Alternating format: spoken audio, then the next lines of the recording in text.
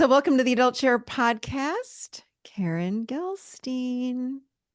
Wonderful to have you, my friend. And thank you. It's wonderful to be here with you, and was really excited and looking forward to today. And I'm very excited to talk about attachment theory, inner child, and energy. And it's fascinating. All the things, all of our favorite topics, right? Exactly. Well, thank you so much. I know that when it comes to many of these topics, if not all, you're an expert, and that's why I love having you on. And are you a third timer?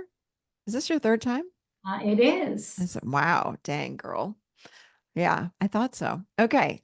So let's jump right in. This attachment theory is, I mean, for the last few years, it's just, it as just from the therapy world, coaching world, has become a hotter topic. Like everyone's wondering what is our attachment style and all the things.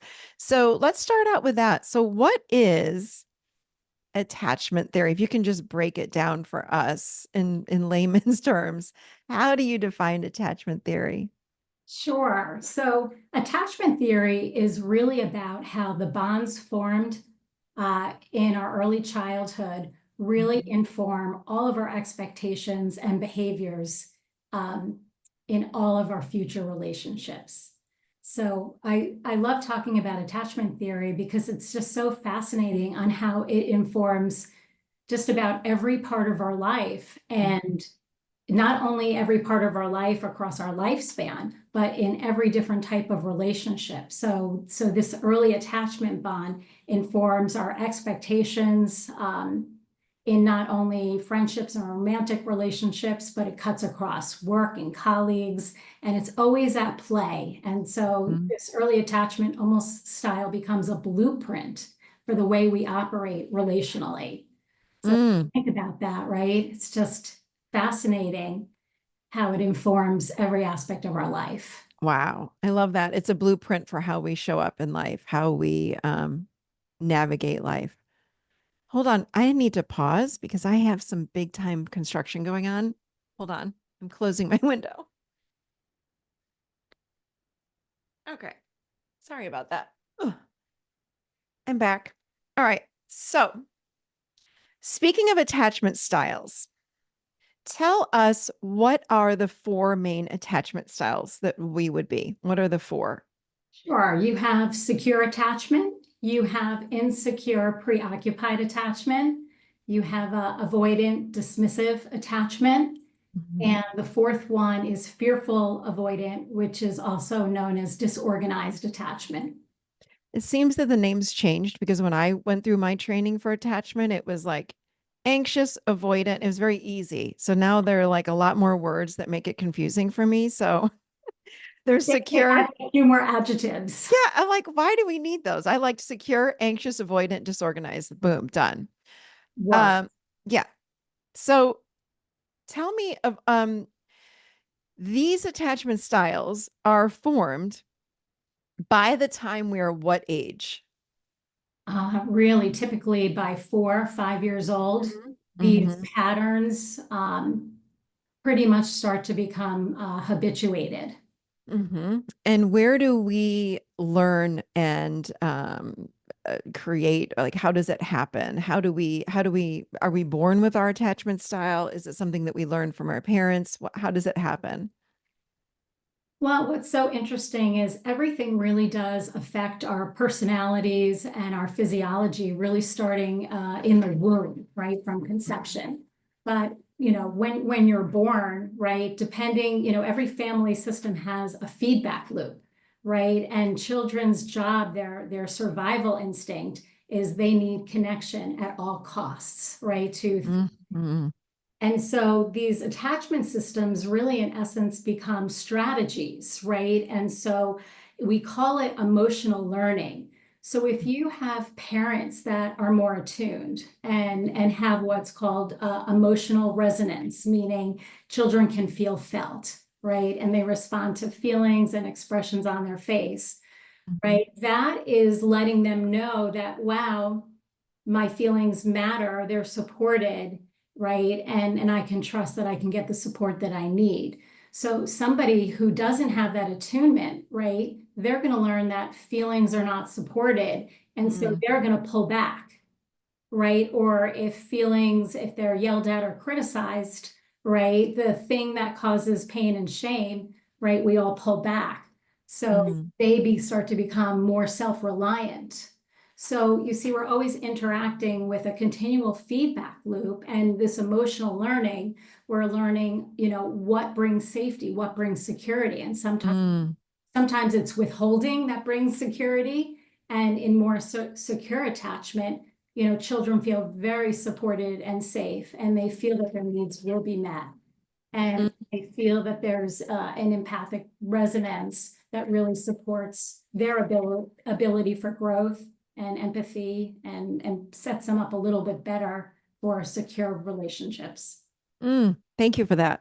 Can you give us an example of each attachment style? Like what did that look like? Just really briefly, so people can really identify with, okay, that sounds like the environment that I was raised in. That sounds like that. So let's start there. So again, you said secure. Yeah. Go in a little bit deeper with maybe an example of that. So tell us the type of upbringing that we had to create secure attachment.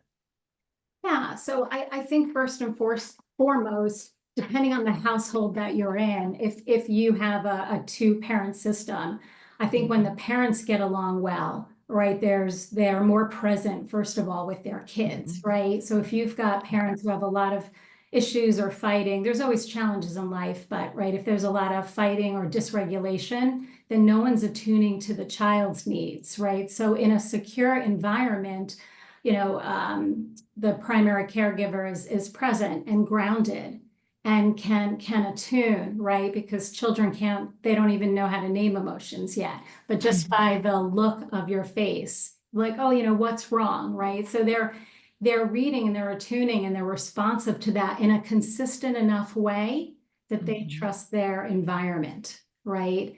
And when they have a need, they feel listened to, right? Or the focus is on them in a supportive way.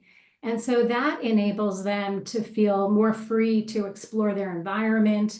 They might be, less fearful of abandonment, and they have a secure base to come back to.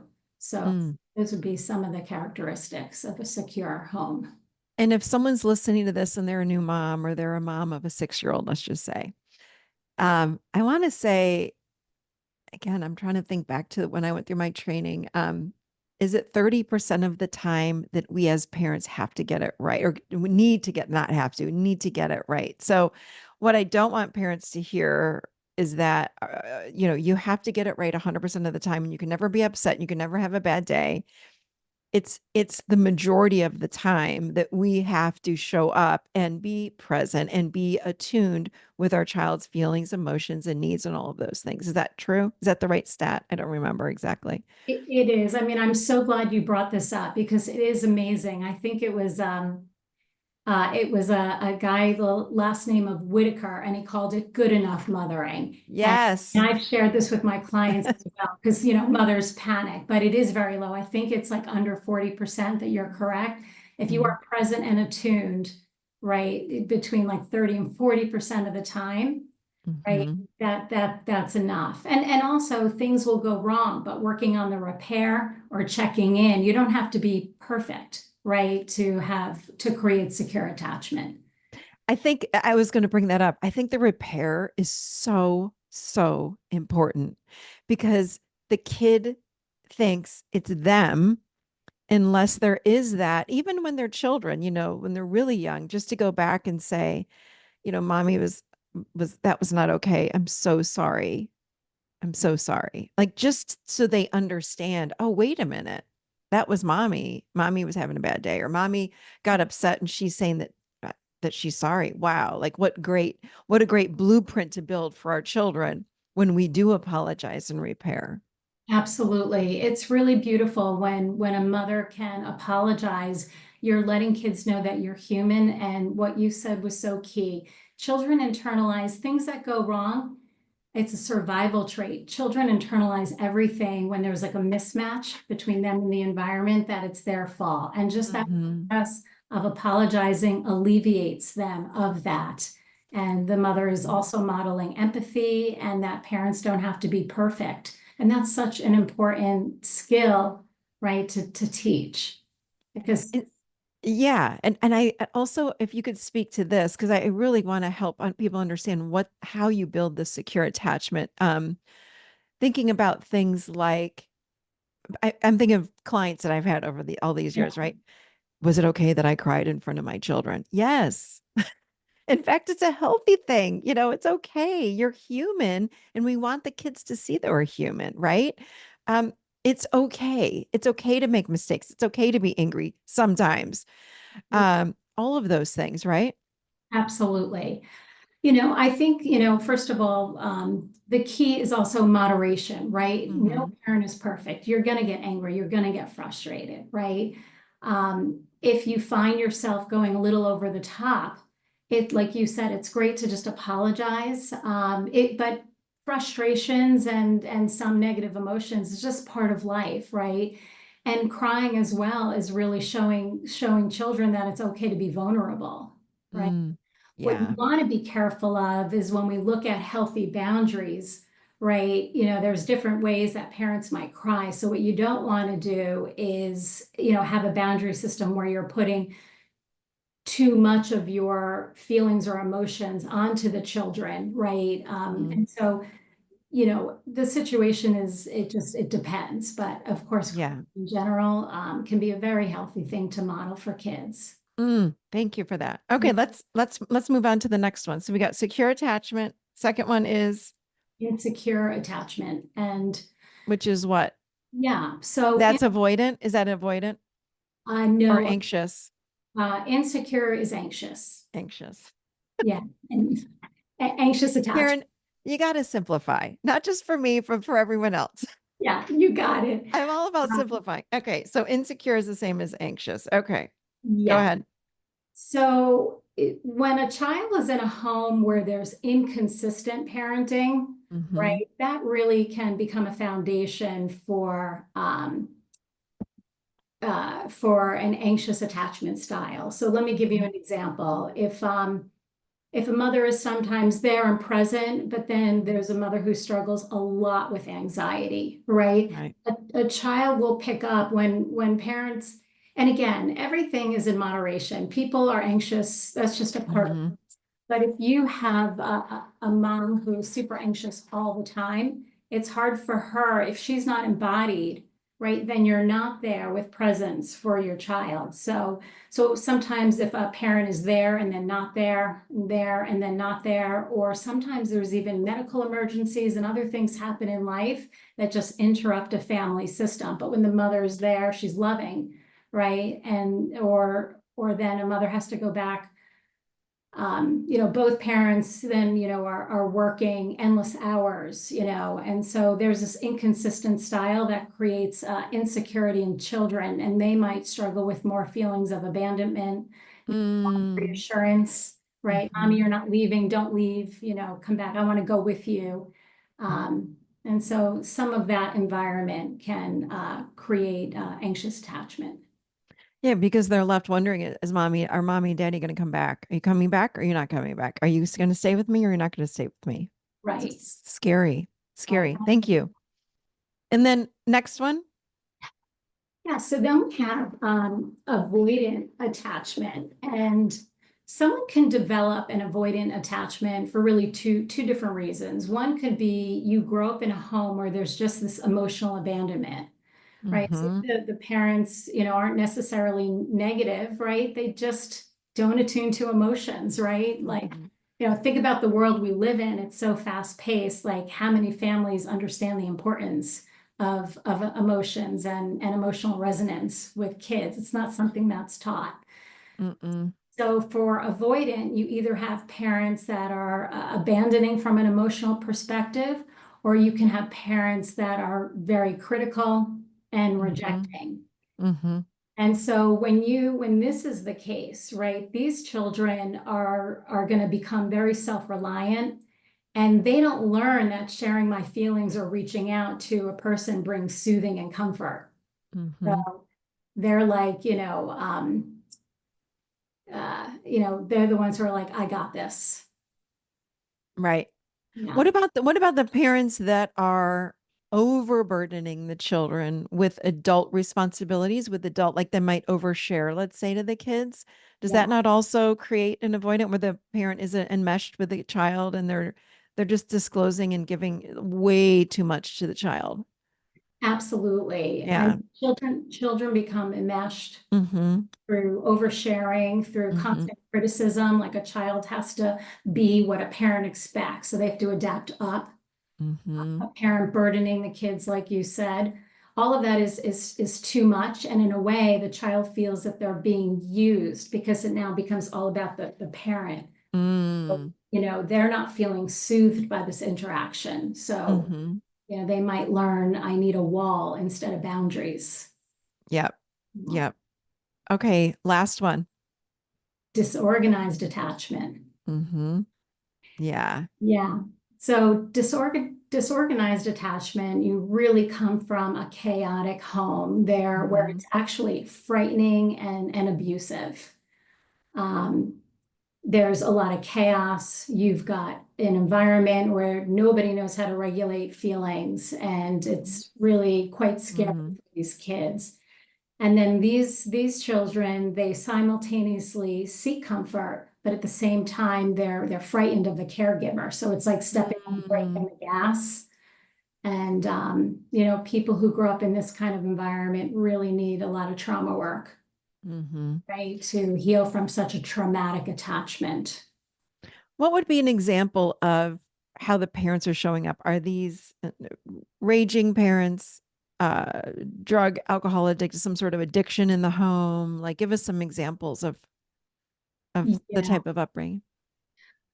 Well, certainly with addiction, it's harder to regulate feelings. So there's a Mm-hmm. lot more opportunities to live in a dysregulated state. Right. Um, a parent comes home and they've been drinking and they get rageful, right? Mm-hmm. And the kid leaves their like soccer ball right on the floor, and the father Mm-hmm. trips over it and is Mm-hmm. just rageful, right? And screaming at the child, or sometimes even if the child isn't hit, if there's the anticipation, right, that Mm-hmm. they're going to be physically harmed, that's equally traumatizing. Mm-hmm. Um, and it can go on a spectrum. It can get worse from there. It could be sexual abuse, physical abuse, really, really damaging things. So it's really much more of an extreme on the continuum, right? Okay. Perfect. Thank you for that. So, how do these different attachment styles then show up in our adult lives? Yeah. So it's fascinating because when you start to look at the list, everyone's like, oh my God, I do all of that, or I do all of, and you really like bring it to life, like Yeah. 3D. Yeah. So maybe we can just start with two of the insecure styles, anxious and then Yeah. avoidant. So, Yeah. Yep. someone with anxious attachment, right? They really want closeness through their Mm, partner, right? They need a lot of reassurance, mm-hmm, very susceptible to the slightest hint of rejection. mm-hmm, They always kind of need to know where they stand in the relationship, mm-hmm, right? They want a lot of closeness in the relationship. And sometimes this could strain a relationship. But another thing that people who are anxiously attached can do, because when their needs are not met, right, and they're looking for reassurance, sometimes they can go to what we call protesting behaviors. And mm, it's really where they become negative, mm-hmm, right? And because they're not good, so people with anxious attachment too are not good at saying, here's what I need, here's what I want, right? And so it mm-hmm. comes Yep. out, the protesting behavior is to get the person back in connection. And because they can't just say, wow, I'm really missing you, I'd love for us to do a date night, right? It might come out with like criticism, or if they don't hear from their partner, in a certain amount of time, texting and emailing. Mm-hmm, Or if they're resentful and angry, they can go to manipulating behaviors where I'm going to make my partner jealous. I might stonewall, right? And so, Mhm. I was just going to ask you that. yeah, Yeah. yeah, Hmm. yeah. I might stonewall, it's like a kid saying, until you come and see me, right? I'm not talking to you, right? Because you're not, Hmm. because I'm anxious and I need you to reassure me. And so these are ways that these are sort of characteristics in an anxious Hmm. relationship. And of course, everyone's on a spectrum. Right, right, right, right, for sure. All right, next. Yeah, so avoidant attachment. Yeah. People who are avoidant equate intimacy with fear of losing their independence. So Ooh, that's big. yeah, Hmm. they feel smothered by other people's needs. They are not good at even naming their emotions, let alone how do you say what you're feeling if you can't even identify an emotion. Mm. So they are extremely self-reliant. They might be a bit non-committal on things or like keep things fuzzy. Um, Mm. they might have a lot of quick relationships, and when something feels too close, they cut and run. Hmm. So these are just some of the ways that people Thank you. with personality, That's really good stuff. yeah, Okay, and next. yeah. Oh, So go ahead. What are you going to say? I was going to say for avoidance, it's not that they don't want connection, but it's just that they don't feel soothed, right, by turning to someone with their emotions and needs. So, Hmm. it's sort of a lonely place to be. Mm. Third, disorganized, and then we'll do secure last. Yeah. Yeah. So, in gosh, in disorganized relationships, there is a lot of big reactions, right? Either Hmm. intense closeness, right? And then at the drop of a hat, like intense feelings, perhaps of rage and anger. It's Mm. stepping on the gas pedal and stepping on the brake. It's very chaotic. It's very painful, right? I Hmm. feel trapped in this cycle. And you very much live a lot in a disorganized world and a nervous system, right? Mm. That is completely dysregulated. Wow. Very painful. Yeah. So you're living both with anxiety and avoidance. Like it's this back and forth and back and forth and back and forth and back and forth, it sounds like, right?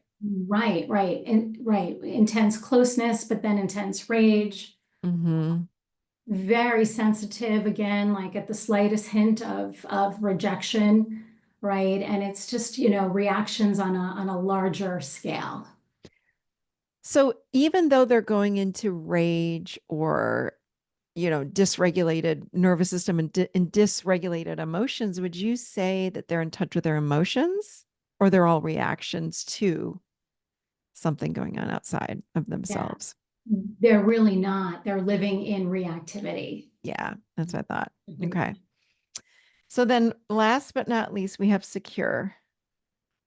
Yeah, so in secure relationships, you have good communication skills, right? A good ability to regulate your emotions. Um, You are not afraid to ask for your needs and wants, right? Mhm.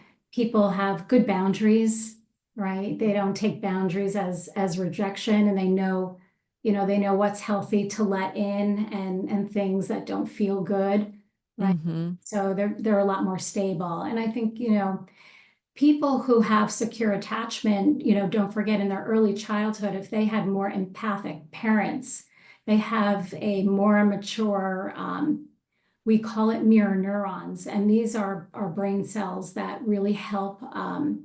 These mirror neurons are really the map in our brains, right? That allow Mhm. for the capacity for empathy and sort of, social cognition and knowing how to read people. So if you got more of that developed, Mhm. right, in childhood, right, you are bringing that system to people in a coupleship.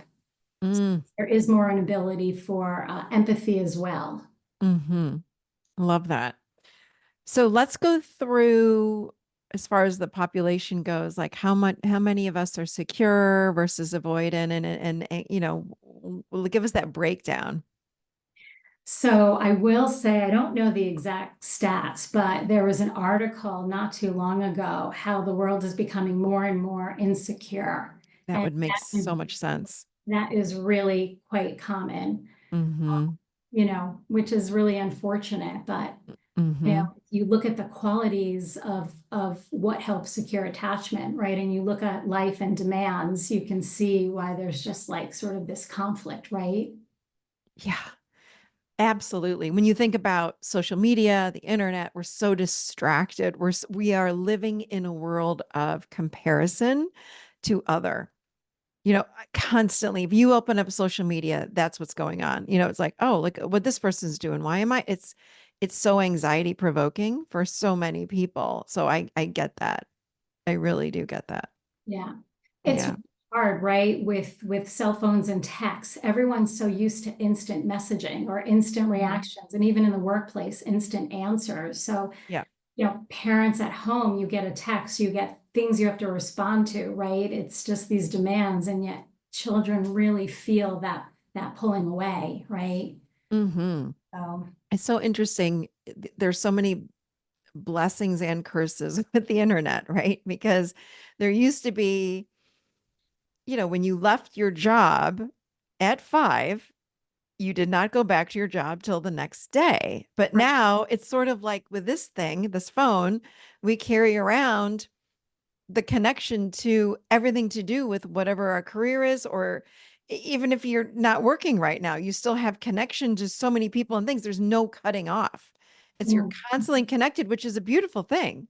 It's wonderful, but it's like I talk to so many people who are like, I just can't take it. I can't hear another text. I don't want to answer another email. I don't. And I'm like, yeah, I so get it. It's this never ending. So we have to get really good with our boundaries because it can be so anxiety provoking, no doubt about it. Okay. Such good stuff right here. Now, here we go. What if I'm somebody that I'm listening and I'm thinking, oh my gosh, that's me. I live with anxious attachment. So let's go through some ideas on how people can start to work with whatever attachment style they have. Yeah, and that's what's so amazing. We can grow and work towards more secure attachment, right? Hmm. And our brains can change, and there's neuroplasticity. So, I think one of the wonderful things about understanding your attachment style is first becoming aware, Yes. right? Like if Hmm. you even know that, okay, I'm someone who needs a lot of reassurance, and at times maybe it's too much.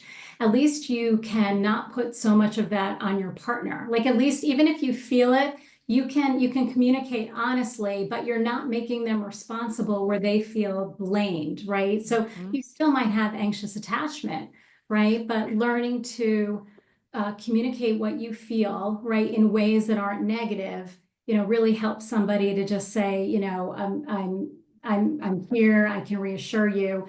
But when you have that awareness, you can take more accountability. So the communication isn't about you need to make me feel better, right? So even that communication and healthy communication allows for a little more connection. Hmm. So, that's one thing. I think it's really important that you also, if you have insecure attachment, that you really develop other aspects of your life. Like what areas, brings you joy, right? Like Mm. what are things that helps you feel good in your individuality, right? Hmm. So your whole relationship can't be about your partner. So Hmm. cultivating friendships, cultivating hobbies, nurturing things that you love. It could be, paintings, whatever your outside interests are. The more you can keep growing in your sense as an individual, it might help bring a little bit more balance. So I think those are just some of the things. And, also really learning how to regulate your nervous system a little bit, right? So, Hmm. the adult share and inner child model is perfect for supporting all these attachment, Mm. right? So learning to reparent that inner child, right? Learning Hmm. to grow that nurturing parent that you needed. How do you grow that voice, right? So you can reach towards this part, right? And grow in creating secure attachment to sort of a higher part of yourself. So, Mm. so many things you can do along the way. It takes intention, right? But Yeah. we absolutely can work on becoming more secure. Mm. Um, I love that. Thank you. That was really good. Tell us about avoidant. Like if I'm thinking, oh gosh, I'm avoidant, what can I do? Yeah, Mm-hmm. avoiding this is also hard in different ways. So, once a person can understand, and looks at the characteristics of avoidant, they might start to have a better understanding of themselves that, oh my God, I'm pulling away. Am I having a feeling? Right. So even if it's hard for them to name the feeling, they could still work on being better communicators. So you might still need to take care of yourself alone, Mm-hmm. but you can let your partner know, you know what, I'm feeling off and I'm just sort of pulling away to figure it out. So in that communication, at least there's transparency, right? So a Mm-hmm. partner isn't left thinking, what's going on here? Why is this person feeling like they're behind a wall or, I can't reach them? Mm-hmm. So learning how to communicate better, learning to understand that you probably don't have a good emotional dialogue, right? And so working at really trying to work with your felt sense, first of all, to identify, wow, I think I have an emotion, right? I can't tell you how many people in my therapy practice, they're like, I'm not sure what I feel. So Mm-hmm. how can they share Yeah. their feelings when first they don't even know what they're feeling, Mm-hmm. right? Also, understanding if you're an avoidant, you might have now shame attached to vulnerability and emotions because if they weren't attuned to, whatever doesn't get attuned to, Mm-hmm. where a child does have a need and it doesn't get attuned to, kind of gets like folded in now as shame because they think, oh, I'm weak. It's Mm. Mm-hmm. internalized, Yeah. right? So for them to name emotions might feel shaming. Right. And so here you have a partner, all they want to know is, the other partner would love to know what their spouse or partner is feeling. Right. But to somebody with avoidant, they're like, oh my God, that feels shameful. Right. That's the last thing they want. So I think, Wow. if you can really start to understand this, you want to really lean into taking small risks, right? Mm-hmm. Once you start to name a feeling, practice sharing it with someone. For them, that's like, goes against, their what they learned is protection. Mm. So, working on de-shaming that, right? But through Mm-hmm. repetition and leaning in, it starts to become, less shameful. And you start to realize, okay, I can say this and there is a positive feedback loop. And before you know it, they have more of a capacity, right, to like name a feeling. Mm-hmm. So these are some things that someone who's an avoidant, right, can do. And to appreciate too, they can become very overwhelmed, with someone else's needs. And to remind yourself, no one's taking away my independence. They're just asking me Mm. to do something or to listen, right? So having that awareness that every need doesn't mean, right, you lose your independence, right? And they've got to really work at that. So there's that knee-jerk reaction and say, oh, okay, right, that's my inner child, right? Right. That's my inner child. And Mm-hmm. and again, the inner child work, is so supportive to all these attachment styles.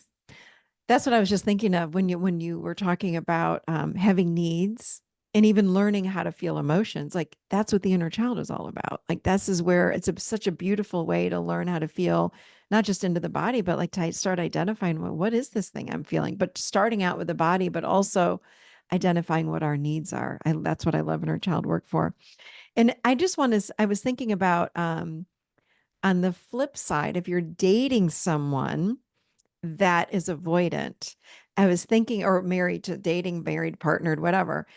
That would be the person that would say something like if I'm dating you, I'd be like, Karen, you're just too much. You're always asking me to do this or what your question. I would suspect that that would be something that they would say, and then the person they're dating might feel like, gosh, maybe I'm too much. But it's like you're not too much.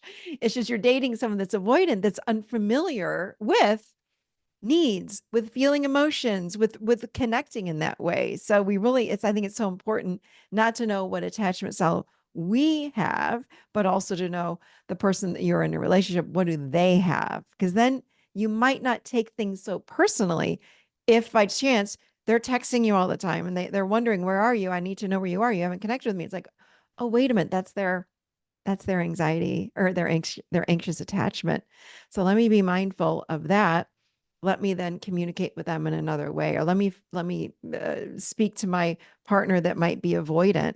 Oh wow, they're blocking me, or they're wanting me, or they're telling me that I'm too much, but really I know I'm not. That's their stuff coming up. So not to take it personally. I'm not suggesting we judge them, but Right. maybe not take it so personally.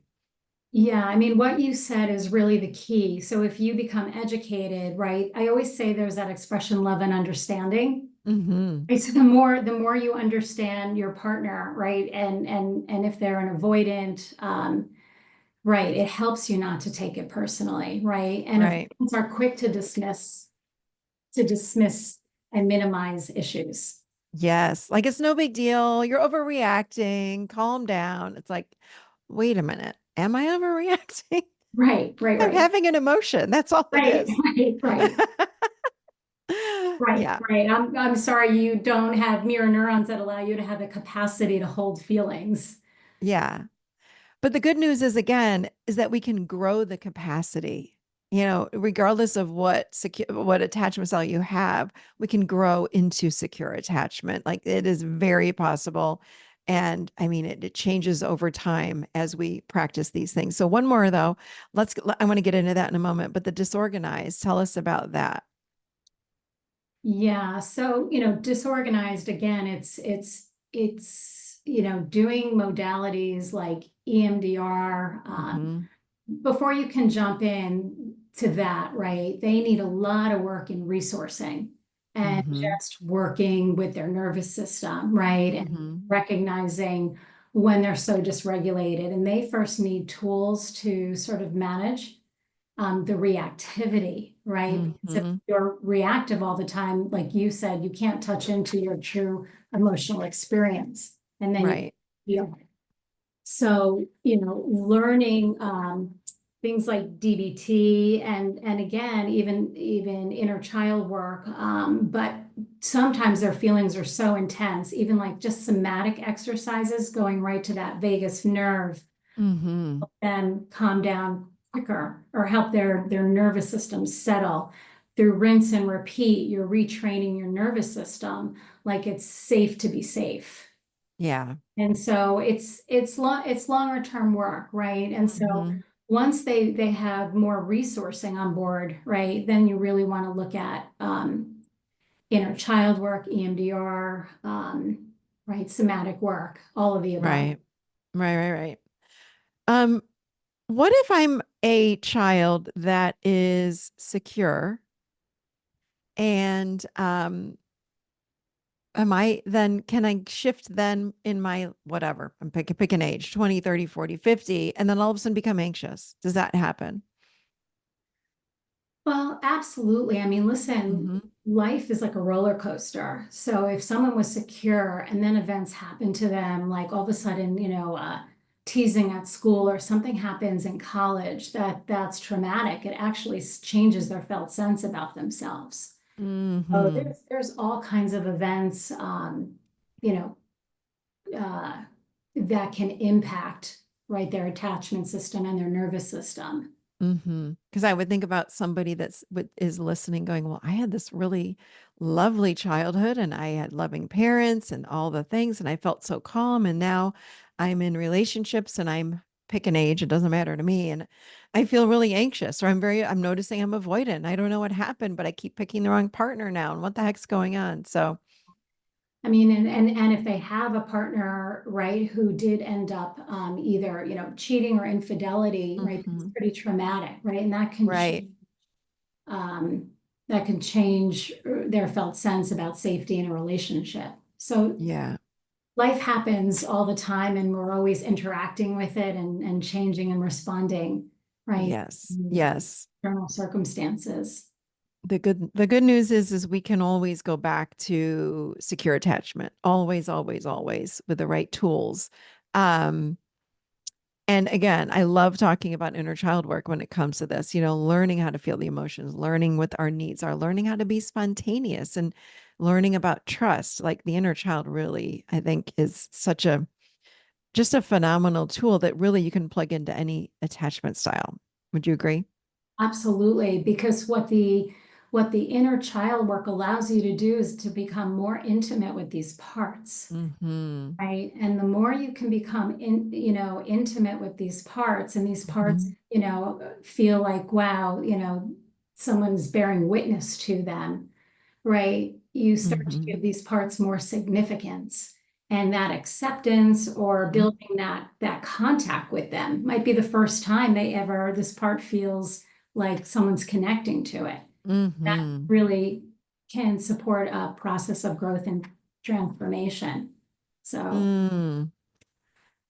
What about attachment styles, how they show up? And I'm wondering, do they show up differently with friendships, family versus partnership, or is it the same? yeah, so first of all, to answer your question, I think it's important for everyone to know that we could all have different aspects of different attachment systems, although we might have more like one primary, Mm-hmm. right?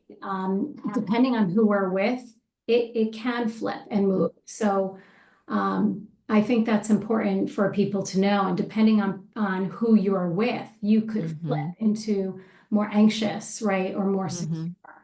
And Mm-hmm. so there is some fluidity to it, right? Mm-hmm. And so absolutely, different people are triggering different parts of your inner child. Yeah, love that.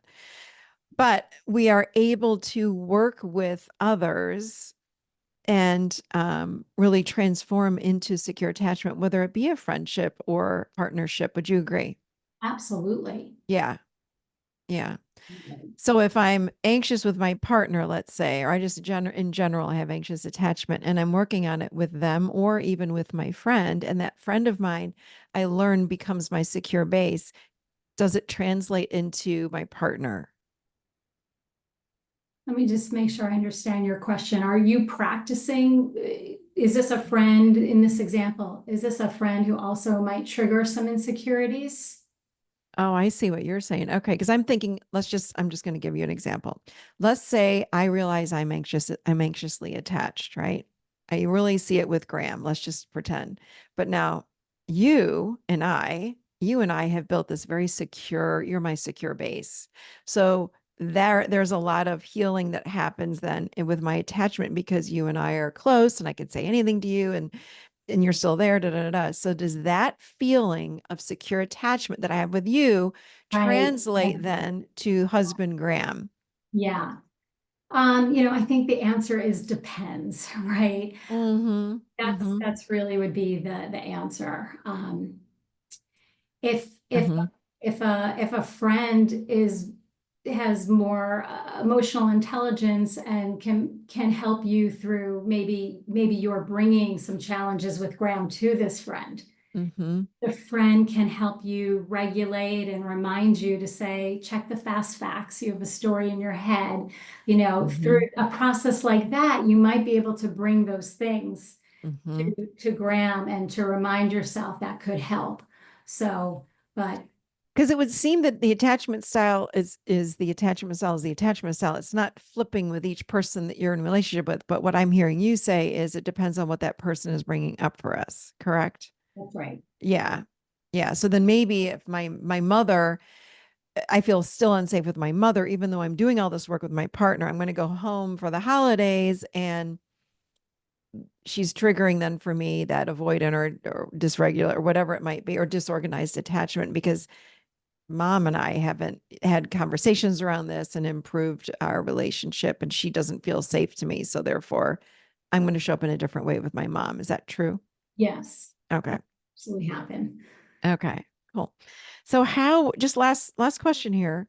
So when it comes to inner child work, because you mentioned it a few times, and I love inner child work. So give us an example of what we can do, because honestly, it wait, I didn't miss disorganized, did I? We talked about disorganized.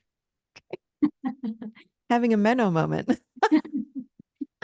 Okay, yes. So inner child work. Give us two ways that someone that's listening, because inner child work blankets all of these styles.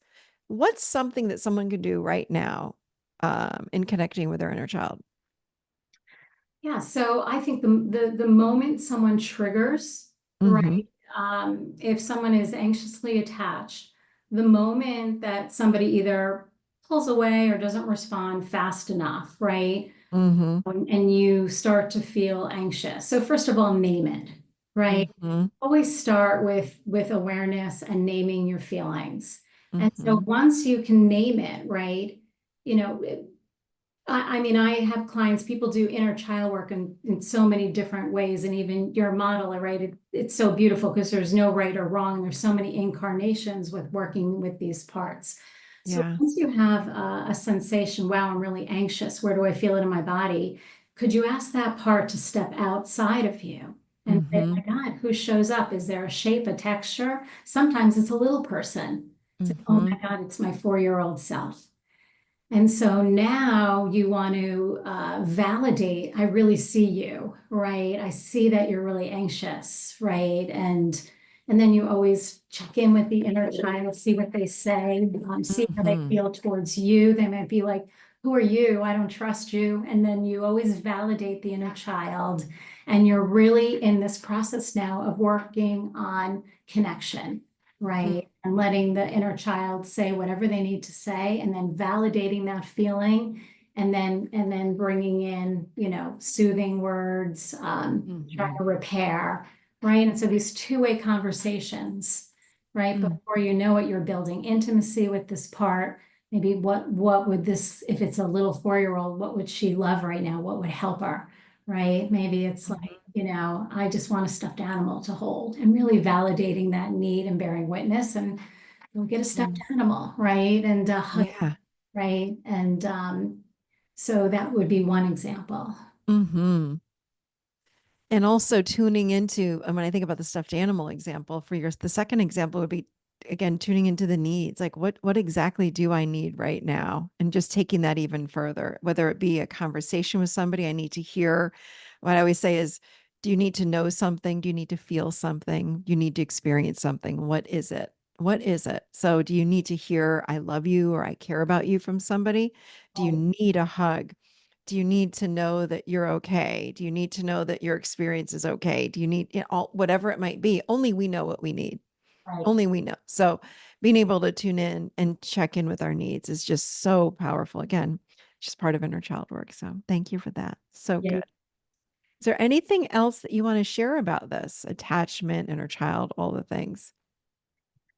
Well, I mean, there's so much actually now, there's a sort of big explosion, right? Like on Mhm. energy on a whole other level. And Yeah. so, right. And so, I think just in support of that, bridging, for us as psychologists, and then, people also getting involved in other kinds of sciences. But I really love Carl Jung was the one who bridged a Mhm. gap between psychology and biology and sort of this unified energy field, right? Or what some Mhm. people call quantum physics. And Yes. so he studied with a physicist. He introduced this concept of the collective unconscious and synchronicity. And he really blended, right, psychology and attachment and quantum physics through his work with this physicist, and introduced this in the 1950s, that we all we all impact one another. And Mhm. his theory was it's not just like biological mirroring, right? And so now it goes beyond into this unforeseen energy field. So I think like leaning into people's intuitions, and like, the notion of I'm thinking of somebody and then they just called, right? Mhm. And so this whole concept of synchronicity, I think as science advances, more and more research is really bridging the gap. And I think just the notion that we all impact each other both biologically, Mhm. physiologically, on an energetic level, Yes. are really my beliefs, right? Mhm. And so he was very much aligned with not only physics, but mysticism, right? And spiritual beliefs. And for me, it just brings all of this home. So, uh, Yeah. more than I Thank really, you. And Oh, that's what a so beautiful way to tie that up. Tie this up at the end. I love that. Thank you. Yeah, I agree with you. We're all energetically connected. That's why we do have a thought about somebody. I don't care where they live in the world. Boom. There they, you have a thought and they have a thought about you, or they make a phone call or they text at that same exact time. We've all had that experience, right? right. And another reason that there's emerging research, and again, it's all the more reason why everyone should be working on their inner child parts and cultivating empathy and love and understanding. Is some of the research is actually showing the possibility that it's our mirror neurons, these brain cells that might tap into this unified energy. Mm, Our emerging theories, we're cultivating love and presence and growing more secure in the ability to hold that energy.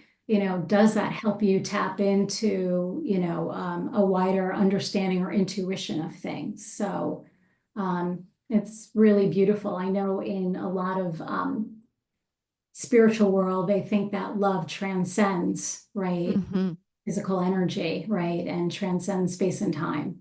So 100%. yeah. hmm Yeah.